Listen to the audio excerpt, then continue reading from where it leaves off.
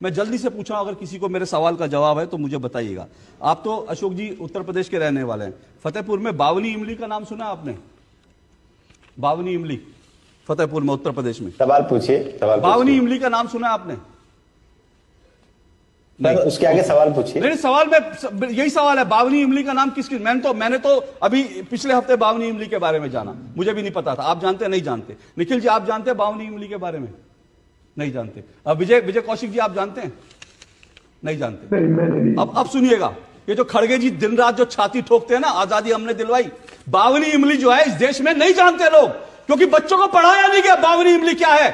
कांग्रेस का जब तक सबकी आवाज बंद कर दीजिए, आवाज बंद कर दीजिए, आवाज बंद करिए, आवाज बंद कीजिए, मुझे अपनी बात कहने दीजिए। यही इस देश में हो रहा है। इस देश में जब किसी और स्वतंत्रता सेनानी की बात करो तो निखिल जैन जैसे लोग और कांग्रेस के जो लोग हैं वो इसी तरह से चिल्लाते हैं, क्योंकि उनको लगता है कि खानदान ने ही आजादी दिलवाई, एक खानदान ने, एक पार्टी ने दिलवाई। अब मैं आपको बताता हूं बावनी इमली क्या है।